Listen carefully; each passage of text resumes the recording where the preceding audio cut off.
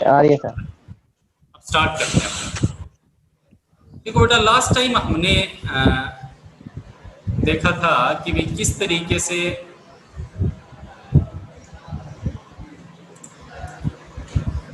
हमने फीचर्स वगैरह डिस्कस किए थे। आज जो हमारा टॉपिक है वो है कि भी सी प्लस प्लस एंड जावा के अंदर क्या डिफरेंस है। तो यहाँ पर मैंने एक टेबुलर रिप्रेजेंटेशन दिखाई है जिसमें हम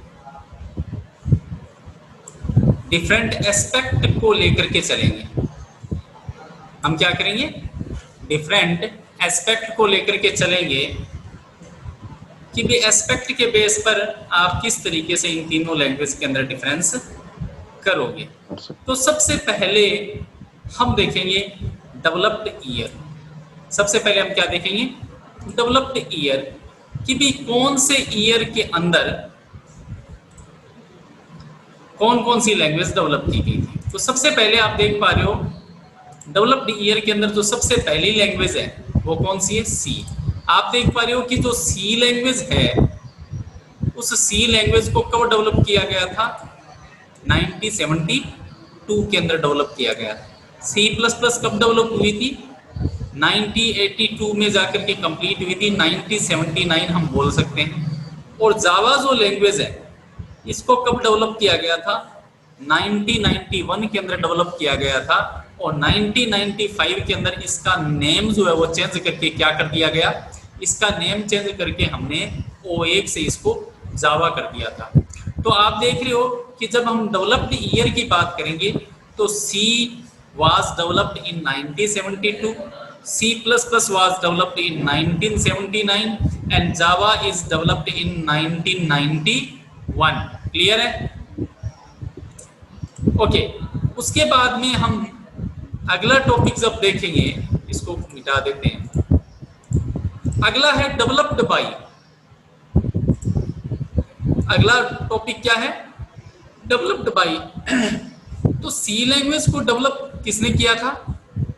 सी लैंग्वेज को डेनिस रिची ने डेवलप किया था। सी प्लस प्लस को बीजार ने, स्ट्रूस्टप ने, एंड जावा को सन माइक्रोसिस्टम का जो मेन टीम लीडर था वो कौन था? जेम्स गोसलिंग है। तो इस तरीके से अगर हम डेवलप्ड बाय की बात करें तो C was developed by Dennis Ritchie, C plus plus was developed by Bjarne, Stroustrup, and Java was developed by James Gosling. James Gosling जो था वो मेन डेवलपर था सन माइक्रोसिस्टम कंपनी का, जिन्होंने जावा को डेवलप किया। अब अगर हम आगे अगले पॉइंट की बात करें तो यहां पर मैंने पॉइंट मेंशन कर रखा है सक्सेसर ऑफ। अगले टॉपिक की बात करें हम सक्सेसर ऑफ। सक्सेसर ऑफ का मीन्स क्या है? सक्सेसर ऑफ का मीन्स है कि भाई कोई लैंग्वेज, किस लैंग्वेज, मान लो कोई लैंग्वेज जब मार्केट में आई तो किस लैंग्वेज का एडवांस वर्जन है। तो सबसे पहले अगर मैं सी लैंग्वेज की बात करूं, तो सी लैंग्वेज जो है वो किस लैंग्वेज के बाद आई? बीसीपीएल। अब बीसीपीएल, अगर मैं बीसीपीएल की बात करूं कि बीसीपीएल की फुल फॉर्म क्या होती है, तो बीसीपीएल की फुल फॉर्म होती है बेसिक, क्या होती है? Basic combined programming language. क्या होती है? बेसिक कंबाइंड, क्या हो गया? बेसिक कंबाइंड, पी का मतलब हो गया प्रोग्रामिंग। क्लियर नहीं चल रही है? Basic combined programming language. BCPL की फुल फॉर्म क्या होती है? Basic combined programming language. तो सी को डेवलप करने के लिए किसमें चेंजेस किए गए? बीसीपीएल। देखो सी से पहले जो है वो बीसीपीएल लैंग्वेज आई थी जिसको हम बी लैंग्वेज भी कहते थे। तो बीसीपीएल या बी लैंग्वेज के बाद में इसमें जब कुछ नए चेंजेस किए गए, नए चेंजेस करने के बाद में ये सोचा गया कि भाई ये जो अब हमने जो चेंजेस किए हैं, तो अब चेंजेस करने के बाद में इस लैंग्वेज का नाम क्या रखा जाए। तो समझ में ये आया कि भाई ये लैंग्वेज BCPL मतलब बी लैंग्वेज थी, और बी के बाद में अल्फाबेट कौन सा आता है, सी आता है, इसलिए BCPL मतलब बी लैंग्वेज का एडवांस वर्जन कौन हो गया, सी। तो इसीलिए अगर आपसे कोई क्वेश्चन पूछ ले कि सी लैंग्वेज का नाम सी ही क्यों रखा गया, तो आप ये कहोगे कि सी से पहले बी आई थी, और बी में अल्फाबेट जो है बी के बाद में सी आता है, इसलिए इसका नाम जो है वो सी रखा गया।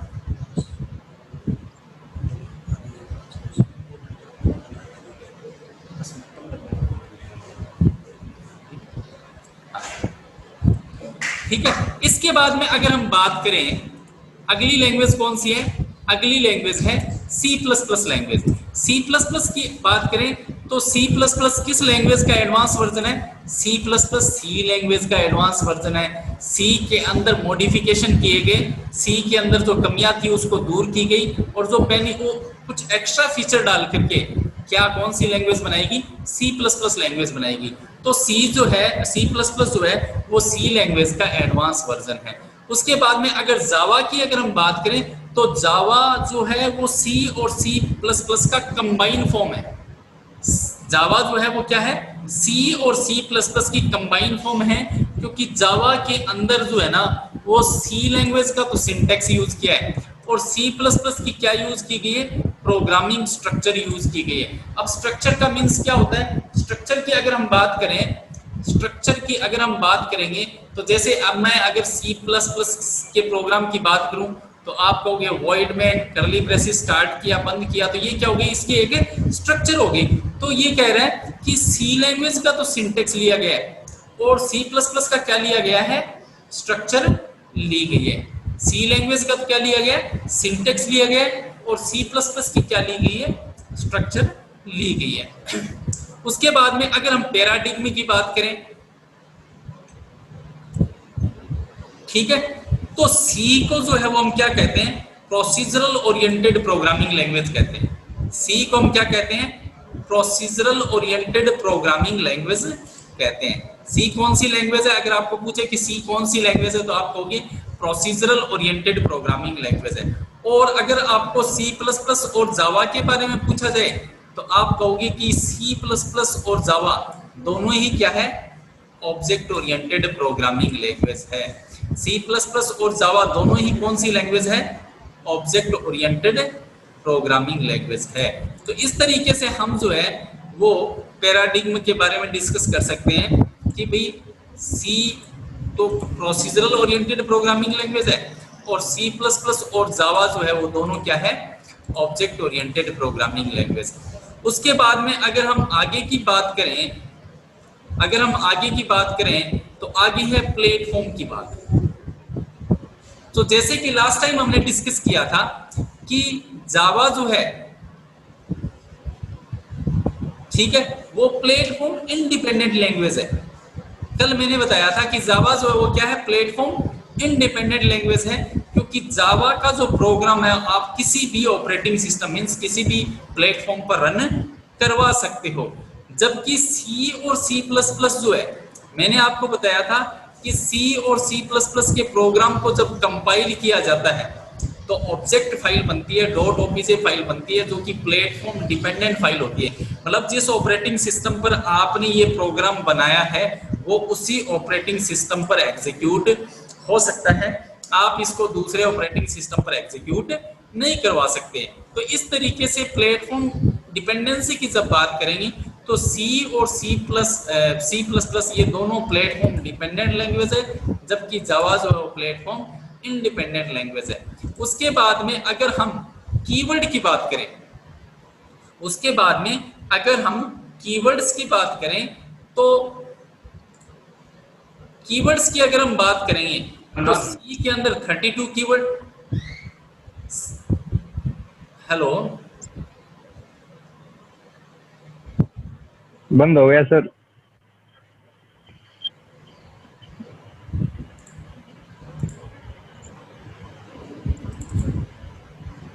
अगर हम कीवर्ड की बात करें तो कीवर्ड में सी के अंदर जो है वो कितने कीवर्ड होते हैं, सी के अंदर 32 कीवर्ड्स होते हैं। कितने कीवर्ड्स होते हैं, 32 कीवर्ड्स होते हैं। सी के अंदर कितने कीवर्ड होते हैं? 32 कीवर्ड्स 32 होते हैं। जबकि सी प्लस प्लस के अंदर कितने कीवर्ड्स होते हैं? सी प्लस प्लस के अंदर 63 कीवर्ड्स होते हैं। और जावा की अगर हम बात करें तो जावा के अंदर 50 कीवर्ड्स होते हैं। टोटल कितने कीवर्ड्स होते हैं जावा के अंदर? 50 कीवर्ड्स होते हैं, जिसमें से गो टू और कॉन्स्ट जो कीवर्ड है, ये दो कीवर्ड जो है ये अनयूजेबल होते हैं। ये क्या होते हैं? अनयूजेबल कीवर्ड होते हैं, इनका हम नॉर्मली यूज नहीं करते हैं। तो आपको सिर्फ इतना याद रखना है कि सी के अंदर 32 कीवर्ड, सी प्लस प्लस के अंदर 63 कीवर्ड और जावा के अंदर जो कितने कीवर्ड होते हैं? 50 कीवर्ड होते हैं। उसके बाद में अगर हम डेटा टाइप की बात करें, अगर हम डेटा टाइप की बात करेंगे तो डेटा टाइप में मैंने यहाँ पर, और तो बहुत सारे डेटा टाइप होते हैं लेकिन मैंने यहाँ दो डेटा टाइप का डिस्कशन जो है वो यहाँ पर रखा है। वो क्या रखा है? वो ये रखा है कि डेटा टाइप में एक तो यूनियन होता है और एक स्ट्रक्चर होता है। नाम सुना है क्या इनका? यूनियन और स्ट्रक्चर। बोलो। Yes sir. Structure, yes sir. दोनों का नाम सुना है यस ना? तो हम भी क्या कर, इसी की बात कर रहे हैं, यूनियन एंड स्ट्रक्चर की बात कर रहे हैं हम, कि भाई अगर हम सी और सी प्लस प्लस की बात करें कि सी के अंदर भी यूनियन और स्ट्रक्चर होता है, सी प्लस प्लस के अंदर भी यूनियन और स्ट्रक्चर होता है, जबकि जावा के अंदर यूनियन और स्ट्रक्चर नहीं होता है। इसीलिए हमने लिखा है अगर हम यूनियन और स्ट्रक्चर डेटा टाइप की बात करें तो सी यूनियन एंड स्ट्रक्चर को सपोर्ट करता है, सी प्लस प्लस भी यूनियन एंड स्ट्रक्चर को सपोर्ट करता है, but Java does not support union and structure. Java के अंदर यूनियन और स्ट्रक्चर डेटा टाइप नहीं होते हैं। इसीलिए डेटा टाइप में मैंने मेंशन कर दिया कि हम कौन से डेटा टाइप की बात कर रहे हैं, यूनियन और स्ट्रक्चर। तो सी और सी प्लस प्लस में तो होता है, जबकि जावा के अंदर यूनियन और स्ट्रक्चर सपोर्ट नहीं होता। उसके बाद में अगर हम बात करें प्री प्रोसेसर डायरेक्टिव की, जैसे हम लिखते हैं ना हैश इंक्लूड वगैरह, उसे हम क्या बोलते हैं? प्री प्रोसेसर डायरेक्टिव कहते हैं। तो यहाँ पर अगर हम बात करें हैश इंक्लूड की और हैश डिफाइन की, अगर हम बात करें हैश इंक्लूड और हैश डिफाइन, ये दोनों ही प्री प्रोसेसर डायरेक्टिव सी के अंदर होते हैं। और यही सेम चीज किसके अंदर होती है? सी प्लस प्लस के अंदर भी होती है, बट जावा के अंदर प्री प्रोसेसर डायरेक्टिव नहीं होता है। Java does not support preprocessor directive. Preprocessor directive हम किसकी बात कर रहे हैं? ये हैश इंक्लूड है और ये हैश डिफाइन है। ये दोनों ही प्री प्रोसेसर डायरेक्टिव सी और सी प्लस प्लस के अंदर तो होते हैं, बट जावा के अंदर नहीं होते। इसी तरीके से आगे अगर हम बात करें, इसको यहां से कैंसिल कर देते हैं। आगे अगर हम बात करें तो आगे अगला कौन सा टॉपिक दिया आपको? Header file. अगर हम हेडर फाइल की बात करें तो आप देखोगे कि हेडर फाइल जो है वो सी के अंदर हेडर फाइल यूज होती है। सी के अंदर क्या होती है? हेडर फाइल यूज होती है। सी प्लस प्लस के अंदर भी हेडर फाइल यूज होती है। सॉरी, एक मिनट इंटरप्शन हो गया। सी के अंदर क्या होती है? हेडर फाइल यूज होती है।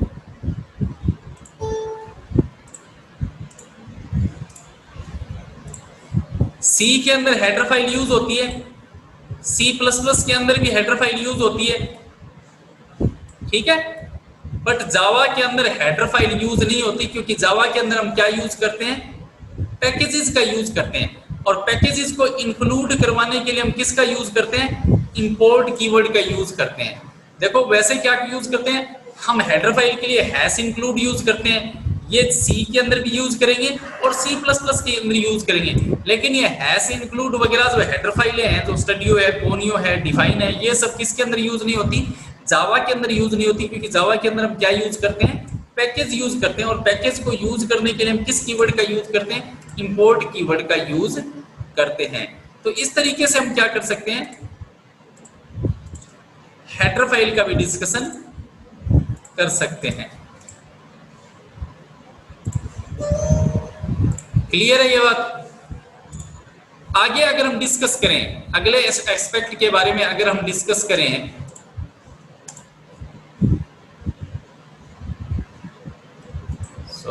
एक मिनट।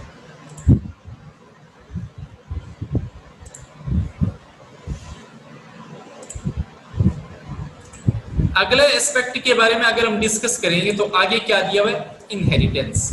इनहेरिटेंस का नाम आपने सी प्लस प्लस के अंदर सुना है या नहीं सुना? यस और नो? सुना है सर। देखो बेटो, सी के अंदर इनहेरिटेंस नहीं होता है, सी प्लस प्लस के अंदर इनहेरिटेंस होता है, और जावा के अंदर भी इनहेरिटेंस होता है, लेकिन कौन सा इनहेरिटेंस नहीं होता? मल्टीपल इनहेरिटेंस नहीं होता।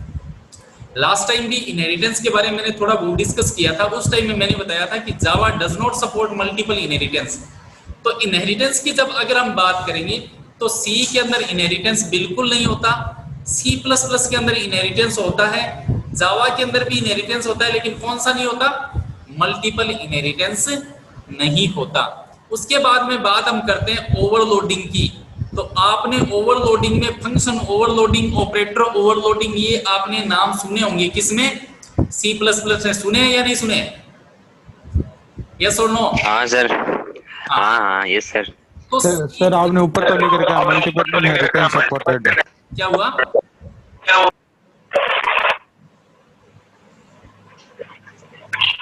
सर कुछ नहीं हुआ, चलो। हाँ, ओवरलोडिंग की अगर हम बात करें, बातें मत करो। ओवरलोडिंग की अगर हम बात करें तो सी के अंदर ना तो फंक्शन ओवरलोडिंग होती है, ना ऑपरेटर ओवरलोडिंग होती है। सी प्लस प्लस जो है वो ओवरलोडिंग को क्या करता है? सपोर्ट करता है, क्योंकि इसके अंदर फंक्शन ओवरलोडिंग भी होती है, ऑपरेटर ओवरलोडिंग भी होती है।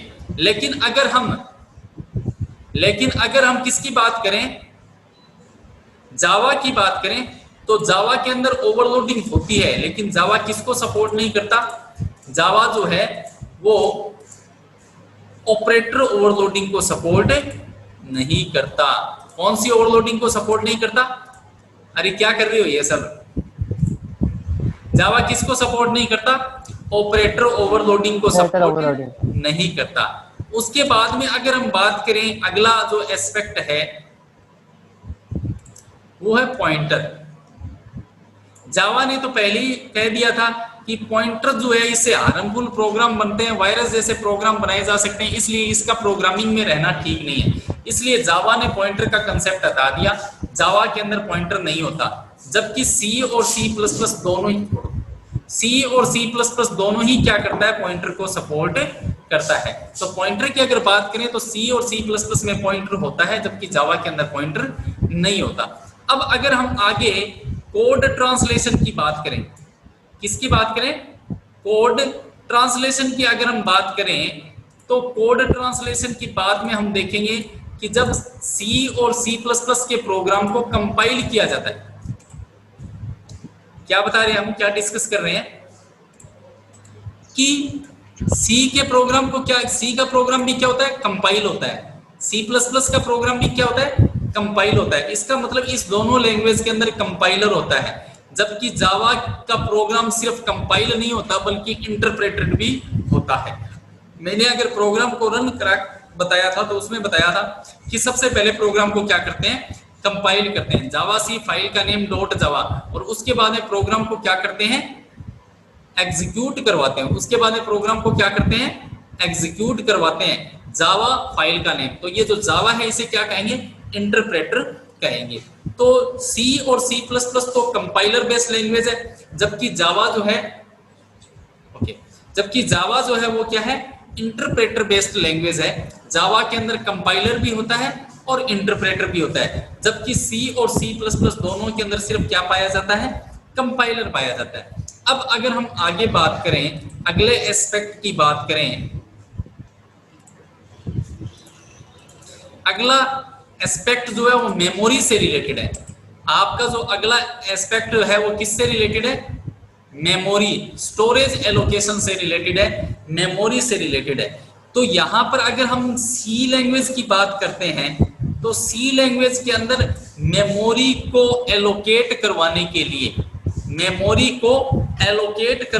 लिए अगर आप खुद मेमोरी एलोकेट करवाना चाहते हैं सी के अंदर, ठीक है, मेमोरी को एलोकेट करना चाहते हैं और फिर मेमोरी को क्या करना चाह रहे हैं? रिलीज करना चाह रहे हैं, तो सी के अंदर हम मेलोक फंक्शन और केलोक फंक्शन का यूज करते हैं। सी के अंदर अगर आपको मेमोरी को आप खुद किसी ऑब्जेक्ट को मतलब किसी वेरिएबल को या मतलब फोर्सली आप किसी को मेमोरी देना चाहते हो तो आपको क्या करना पड़ता है, मेलोक और केलोक फंक्शन का यूज करना पड़ता है। आपको क्या करना, आवाज आ रही है ना मेरी?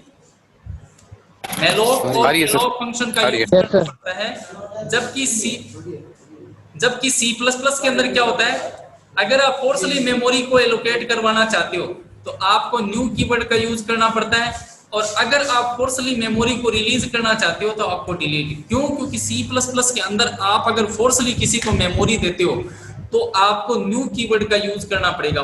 अगर आपने एक बार किसी ऑब्जेक्ट को खुद मेमोरी दे दी तो वो ऑब्जेक्ट अपने आप मेमोरी से रिलीज नहीं होता है, वो अपने आप मेमोरी को फ्री नहीं करेगा, क्योंकि आपके द्वारा दी गई मेमोरी को रिलीज करने के लिए हमें फिर डिलीट ऑपरेटर का यूज करना पड़ेगा। इसका मतलब इसमें सारा काम मैनुअली करना पड़ता है।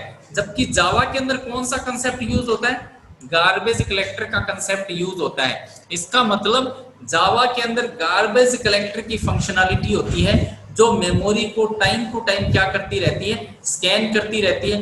जब भी उसको अनयूज्ड या अनरेफरेंस्ड ऑब्जेक्ट जिसका कोई मेमोरी में यूज नहीं हो रहा और वो फालतू में जगह स्पेस ले रखा है, तब उस केस में ये गार्बेज कलेक्टर क्या करता है, उसको मेमोरी से रिलीज कर देता है और मेमोरी का बेस्ट यूटिलाइजेशन किया जा सकता है। आगे अगर हम बात करें मल्टी थ्रेडिंग, एक कंसेप्ट होता है multi threading and multi threading and interface. बस 5 मिनट और free. Multi threading and interface की बात करें तो ये टॉपिक जो है वो आप जावा के अंदर पढ़ोगे तो C++ और सी दोनों के अंदर ही मल्टी थ्रेडिंग और इंटरफेस ये दोनों ही कंसेप्ट नहीं पाए जाते हैं, जबकि जावा के अंदर मल्टी थ्रेडिंग का कंसेप्ट भी होता है और इंटरफेस का कंसेप्ट भी होता है। इंटरफेस के बारे में थोड़ा सा मैं आपको बता देता हूं कि इंटरफेस क्या होता है, कि जावा मल्टीपल इनहेरिटेंस को सपोर्ट नहीं करता, लेकिन इंटरफेस का यूज करके उसको सपोर्ट करवाया जा सकता है। ये बहुत बाद की बात है। तो जावा के अंदर ये दोनों ही कंसेप्ट पाए जाते हैं। अब अगर हम एक्सेप्शन हैंडलिंग की बात करें कि मान लो आपका प्रोग्राम रन हो रहा है और उसमें अचानक ही कोई ऐसा एक्सेप्शन आ जाए। एक्सेप्शन का मतलब क्या होता है, अपवाद। प्रोग्रामिंग के अंदर जो अपवाद की स्थिति होती है उसको हैंडल करने की फंक्शनैलिटी किस किस के अंदर पाई जाती है। एक्सेप्शन हैंडलिंग की अगर हम बात करें, एक्सेप्शन हैंडलिंग की अगर हम बात करें तो ये गलती से लिखा गया, ये जो है ना ये गलती से लिखा गया। एक्सेप्शन हैंडलिंग जो है वो C++ के अंदर क्या है, सपोर्ट नहीं होती। आप उसको चेंज कर लेना, ठीक है, नॉट सपोर्टेड है ये। एक्सेप्शन हैंडलिंग C के अंदर सपोर्ट नहीं होती है और C++ के अंदर एक्सेप्शन हैंडलिंग का कंसेप्ट पाया जाता है।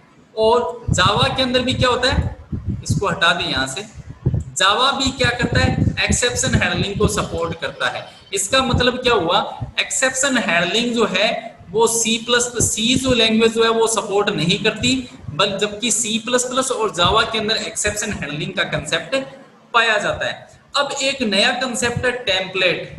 मतलब आप एक प्रोग्राम को, टेम्पलेट का मतलब क्या होता है कि एक स्टैंडर्ड फ्रेम हो गया।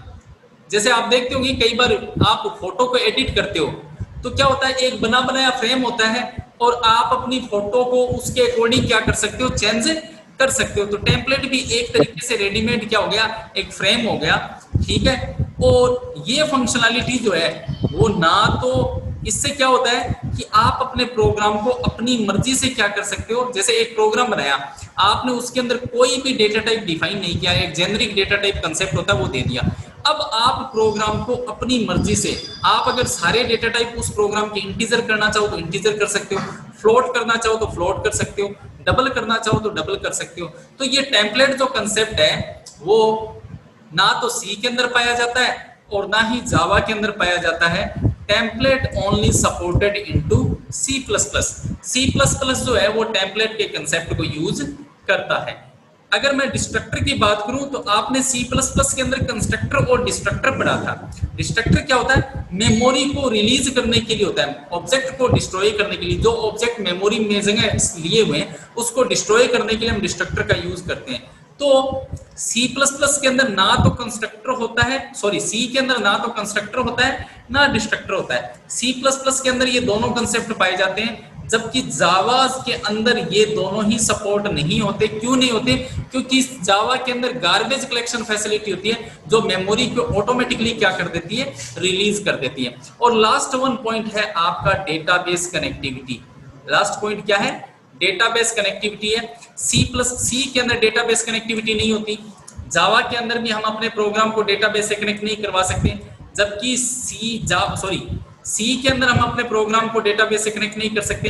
C++ के अंदर भी डेटाबेस से कनेक्ट नहीं कर सकते, जबकि हम जावा के अंदर अपने प्रोग्राम को डेटाबेस से कनेक्ट कर सकते हैं। इसीलिए जावा जो है वो डेटाबेस कनेक्टिविटी को सपोर्ट करता है। उम्मीद करता हूं कि ये आपको क्लास पसंद आई होगी। कोई कंफ्यूजन है तो अभी पूछ सकते हो, कोई कंफ्यूजन है तो अभी पूछ सकते हो, नहीं तो मैं इस क्लास को फ्री कर रहा हूं। सर जब जावा में हम ऑब्जेक्ट बनाते हैं तब तो कंस्ट्रक्टर यूज होता है ना? क्या कह रहे हो? जावा में जब क्लास का ऑब्जेक्ट बनाते हैं तब कंस्ट्रक्टर यूज होता है ना इसमें? इसमें जावा में डिस्ट्रक्टर की बात कर रहा हूं बेटा, मैं डिस्ट्रक्टर लिखा हुआ है, ध्यान से नहीं, देखिए। आपने कहा ना कंस्ट्रक्टर भी यूज नहीं होता। अरे वो एक्चुअली मुंह से निकल गया। देखो मैंने यहाँ पर एस्पेक्ट में क्या दे रखा है? एस्पेक्ट में डिस्ट्रक्टर दिया हुआ है, कंस्ट्रक्टर नहीं दिया हुआ। बात सही कर रहे हो। जावा के अंदर तो हम सब कंस्ट्रक्टर बना सकते हैं, बिल्कुल बना सकते हो बेटा, लेकिन डिस्ट्रक्टर मेमोरी को रिलीज करने की फंक्शनलिटी ऑटोमेटिक होती है गार्बेज कलेक्शन के थ्रू। ठीक है, डिस्ट्रक्टर को हम नहीं बना सकते जावा के अंदर, क्योंकि वो ऑटोमेटिकली जो है मेमोरी को स्कैन करेगा, अनयूज्ड ऑब्जेक्ट मिलेगा तो उसको अपने आप ही क्या कर देगा? रिलीज कर देगा। उम्मीद करता हूं कि ये क्लास आपको पसंद आई होगी। नेक्स्ट क्लास में आप जावा में मल्टीपल इनहेरिटेंस कैसे यूज करते हैं? जावा के अंदर बेटा मल्टीपल इनहेरिटेंस सपोर्ट होता ही नहीं है, मैंने पहले ही बता दिया था आपको। नहीं सर, आपने कहा था ना कि उसको यूज ले सकते हैं। इंटरफेस देखो मैंने यहाँ पर इंटरफेस कंसेप्ट लिख रखा है, ये रहा मल्टी थ्रेडिंग इन इंटरफेस, और यहाँ पर लिख रखा है जावा जो है वो इसको क्या कर रहा है? सपोर्ट कर रहा है। By using the multiple inheritance does not support into Java, but by using the interface we can support multiple inheritance। आपको ऐसा लगेगा जैसे मल्टीपल इनहेरिटेंस हो रहा है, हालांकि मल्टीपल इनहेरिटेंस नहीं है, वो हम इंटरफेस का कंसेप्ट यूज कर रहे हैं जो पावरफुल कंसेप्ट है, वो हम आगे चल करके पढ़ेंगे। इंटरफेस जो नॉर्मली जो बड़े बड़े प्रोजेक्ट मैनेजर होते हैं, जब बहुत सारे हजारों लोगों को कोई काम देना होता है तब वो इंटरफेस का यूज करते हैं। उम्मीद करता हूँ ये क्लास पसंद आई होगी। कल हम फिर डिस्कस करेंगे, ठीक है? Okay, thank you. Okay sir. Yes sir. हाँ बोल।